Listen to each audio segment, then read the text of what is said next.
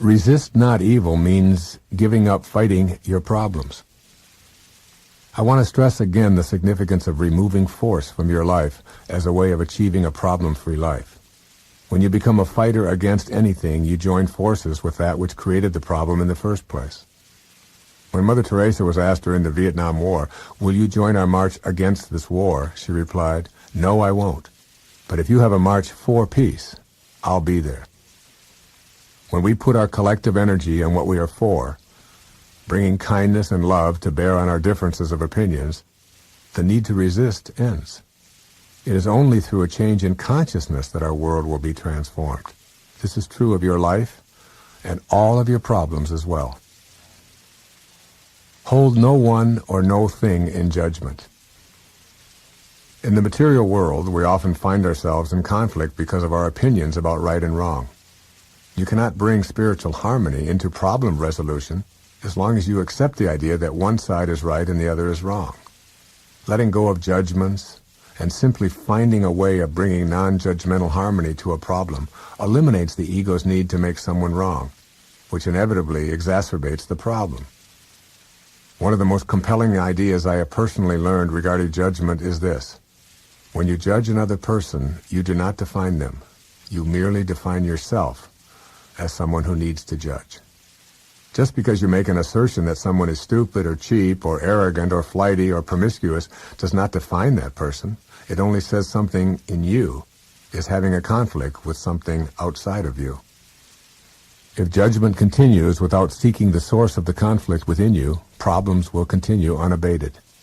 Your own level of spiritual energy is immediately raised when you are able to resist that temptation to judge others as wrong and yourself as right. True nobility is not about being better than anyone else. It is about being better than you used to be. Knowing that you have just as much to teach me as I to teach you affirms for me that I am not better than any person out there on this planet.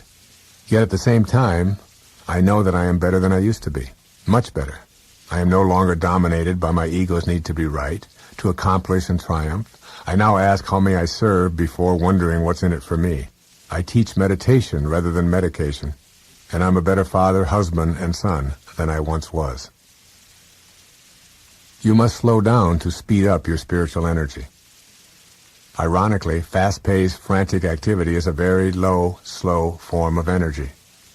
When your mind and your body are in a constant state of worry and anxiety, meeting deadlines and scurrying to keep the next appointment, remember that in the world of physical form, the actual energy pattern is extremely slow. Hence the irony: when you slow yourself down and emanate peaceful, tranquil thoughts, you actually send the anxiety and stress out of your life. Similarly, when you meditate, you bring God's silent love into your present moments. By slowing your mind and freeing it from the endless chatter of thoughts competing against other thoughts, you allow the fastest vibrations of spirit to enter. I have used a technique in traffic to slow my mind down and consequently allow the peace of God's fast vibrations to be present within me. When I am stopped at a red light, I usually choose to use this minute to still and stop my mind as well. I find that I can simply close my eyes, meditate for the prescribed stoppage time, and experience the peace of that moment. I have also discovered that there is almost always someone behind me who will give me a considerate wake-up honk to remind me that my meditation time is up. Here is one of the most famous prayers of all time. It's the prayer of St. Francis of Assisi, upon which the remainder of this program is based. Lord, make me an instrument of thy peace. Where there is hatred, let me sow love. Where there is injury, pardon. Where there is doubt, faith. Where there is despair, hope. Where there is darkness, light. Where there is sadness, joy. O divine Master, grant that I may not so much seek to be consoled as to console, to be understood as to understand, to be loved as to love. For it is in giving that we receive, it is in pardoning that we are pardoned, it is in dying to self that we are born to eternal life. St. Francis of Assisi. So here are 5 attitudes that I believe that we need to cultivate. The first of these is, I am a human being expressing God without reservation. This is an attitude that says, who I am is particular, is individual, but I am expressing God. And therefore, I am honorable, I am worthy, I count, and I shouldn't be thinking of myself as something that is less than valuable. That's the first. The second is, I accept myself without complaint. I have a slogan that I use in my own life. It says, whenever I hear my children complaining or other people and they ask me for advice, I always say, don't complain, don't explain. Don't complain, don't explain. I accept myself without complaint. I look at the body that I'm in, and I understand that this is nothing more than my curriculum to God. There are things about it that if I were to be designing it myself, perhaps I would have done a little differently. I might have put a little extra hair on the top. I might have made myself a little taller. I might have made myself a little darker. I might have made my eyes a different color, whatever it is. But that isn't up to me. Because who I am is not this thing that I occupy. This is just a garage where I park my soul. And it doesn't matter. It is my curriculum to God. And whether it can see or can't see, whether it's in a wheelchair, whether it's 4'1" or 7'3", whether it's dark or white, whether it's living on the plains of the Kalahari, or whether it's living in New Guinea, or in Detroit, or Chicago, it doesn't make any difference. I accept myself without complaint. This is what I showed up in. And not only do I accept myself without complaint, but I accept life without complaining. And all of us have that choice, and we don't listen to that inner voice. That inner voice. I've often said that if prayer is you talking to God, then your intuition is God talking to you. And that intuition is something you want to listen to. And complaining about anything in your world, particularly about yourself, is a way of blocking the free flow of the divine intelligence that is everywhere and wants to be delivering abundance into your life. The third is, and this is a hard one for people, is I take full responsibility for my life. I take full responsibility for my life. You see, if you are disconnected or feel disconnected from the divine source, you cannot manifest. The separation is what keeps you from connecting. You can't align yourself. Not taking responsibility for your life and anything in it. And I get letters from people who feel that I shouldn't be saying this because people who have illnesses that they can't do anything about, they don't want to have to take responsibility for them. Or people who have been victims of abuse and things like this don't want to take responsibility for them. Taking responsibility doesn't mean that you feel guilty about anything that has come your way. It means that I have attracted this into my life in some way that I don't understand. It has showed up in my life. And it's my life. And I want to be able to ensure that these things don't show up anymore. And also I want to be able to send them out of my life. But I can't do it if I don't assume a kind of responsibility for them. No guilt. And the fourth one is, I take on no guilt. If to feel worthy, you don't take on guilt. Just taking on this sense of responsibility. If I get anything in my body, that if it's a hernia, if it's an ache, if it's a pain, if it were a cancer, if it were arthritis, if it's I can't sleep, if it's a cold, if it's a backache, if it's a headache, whatever it is, I am going to say, there's something in me that has attracted this. Rather than, I don't know how this happened, I'm just a victim. These kind of things happen. We live in a carcinogenic world, and these kind of things just happen. It's like the minute that you take responsibility for it, you connect to the divine source, which can heal it. The minute that you say, I had nothing to do with this, then you put that barrier up there, and you're disconnected from the healing of it. So I want to reemphasize, I'm not talking about feeling guilty about it. I'm talking about saying, it's here, I've experienced it, I can do something with it. I can either go back to that stage of being an athlete and being a warrior and say, it's all in my ego, or I can do something profound about it, which is to say I can teach and become a statesman and a spiritual being by teaching others how to avoid having this happen. It came to me for a reason. I don't have to understand it, but I take responsibility for it. No guilt, no abdicating the person who was responsible for it and saying, oh, it wasn't their fault. None of that. No removal of the punishment that the person deserves for that kind of conduct. None of that. Simply taking responsibility and saying, I now connect to whatever it is that's in my life, and I no longer am going to carry around the anguish and the guilt there, any place in my life. As soon as you do that, you honor your worthiness to receive the healing, to receive the abundance, to receive the love that might have been missing from your life. The fifth and final affirmation or attitude to create for ourselves a sense of being worthy is to have congruency in your life. Congruency. I understand the importance of harmony between my thoughts, my feelings, and my behaviors. Very often, most of the problems that we face as people come from our inability to have congruency or harmony exist between what I think, what I feel, and how I behave. I may think one thing, I may feel something else, and then behave in a different way. And to have a congruency is to honor your worthiness. Virtually all addictions come from an incongruency. I have a thought about one thing, I feel something else, and then I behave in a different way. And that incongruency is what keeps us from feeling worthy. Change your thoughts based upon the wisdom of the Tao, and your life will change. There's many principles to live by in the Tao. First, remind yourself that there is no way to happiness. Happiness is the way.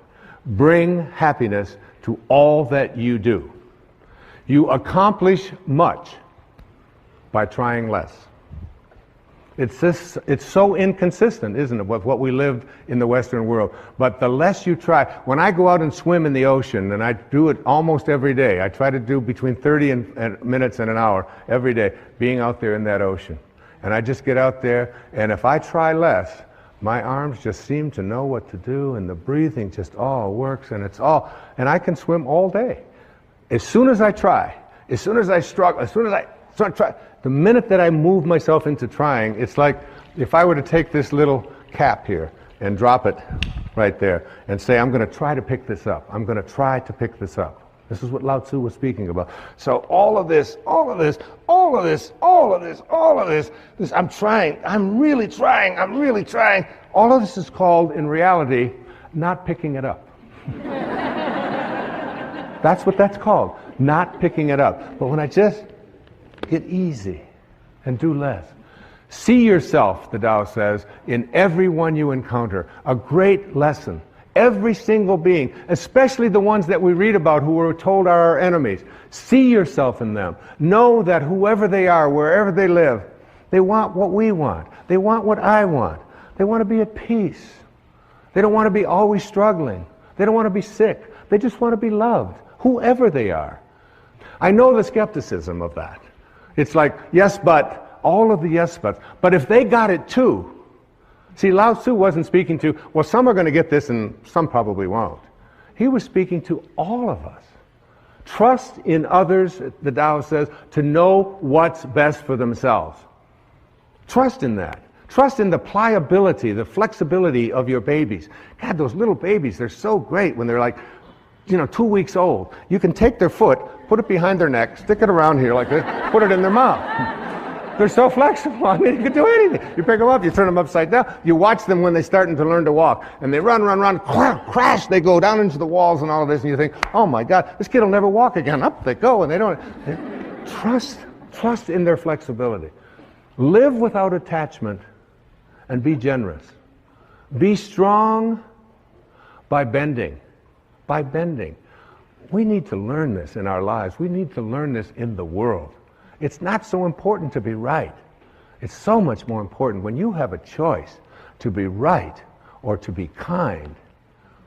Always pick kind. Always pick kind. Practice radical humility. Live low. Live low like the ocean. Stay low. And all the streams will come to it. That's why it's so powerful, because it doesn't lord anything over anyone. And rather than looking for miracles, see everything as miraculous. Everything in your life. There was a man who had a Tao experience, what I call a quantum moment. His name was John Newton. He lived back in the beginning of the 18th century. And he was crossing the ocean. He was a slave trader. He had a ship full of human cargo that he was going to trade into slavery in the most hideous practice that was so common at that time in our history. And in the middle of a storm, on his way over there with all of these people, he was 22 years old or 23 years old. And he thought he was going to die, and he thought it was like he must have hit a hurricane or something out there that was before satellites could warn people. And while he thought he was in that state of dying, he took out a pencil and a paper, and he wrote on the back of an envelope, he wrote, "I once was lost, and now I'm found." And it was grace. It was grace that taught my heart to feel. It was grace that brought me home. And when the storm was over, he had a moment. He reconnected to his source. Anybody out there can reconnect to the source, to the Tao, and become a being of Tao. Remember, it's a return trip. And you can make that return trip while you're alive. Remember the parrot. He knows much more than we did. And he returned back to Africa, and he released the slaves, it is said.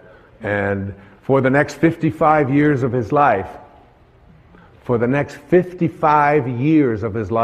he shifted and became the most ardent spokesman as an abolitionist to abolish that hideous practice of slavery. That's what he devoted his life to it. A former slave, it's like going from Saul to Paul, from being a person who crucifies and murders Christians to being the author of a big portion of the New Testament as St. Paul. In a moment, it's possible for any of us. I close this beautiful presentation on the Tao, Cecilia, with a poem that was written by a woman. Her name is Naomi Long Madgett. She's from Detroit, went to Wayne State University. She was named the Poet Laureate of Detroit, an acclaimed African-American poet. Listen to these words. It sums up all that I've been saying. I wouldn't coax the plant if I were you. Such watchful nurturing may do it harm. Let the soil rest from so much digging, and wait until it's dry before you water it. The leaf's inclined to find its own direction. Give it a chance to seek the sunlight for itself. Much growth is stunted by too careful prodding, too eager tenderness. The things we love, we have to learn to leave alone. Thank you. Thank you. Thank you. Thank you. Step 1. Identify your intention verbally and in writing, and develop a deep yearning for it.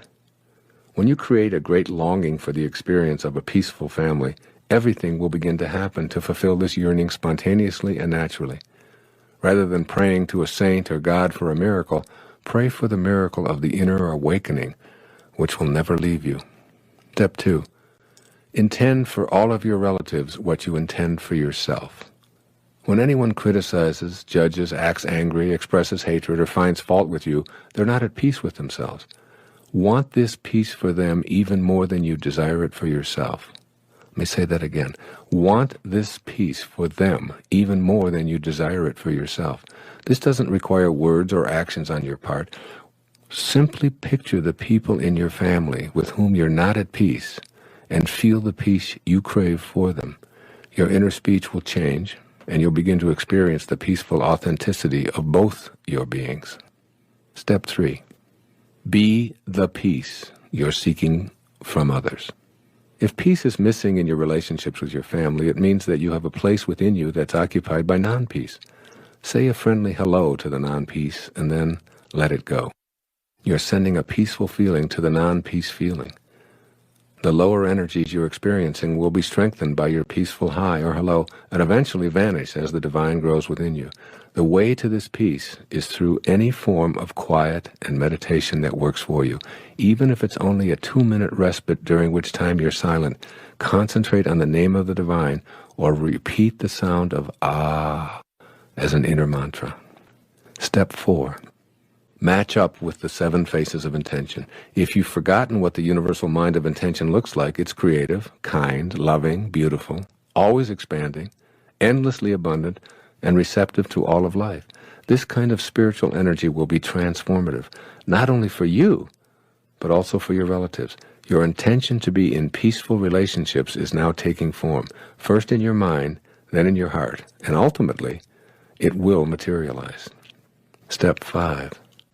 Review all of the obstacles that have been erected on your path to familial peace. Listen to any inner dialogue that focuses on your resentment of others' expectations for you. Remind yourself that when you think about what you resent, you act upon what you think about, while simultaneously attracting more of it to yourself.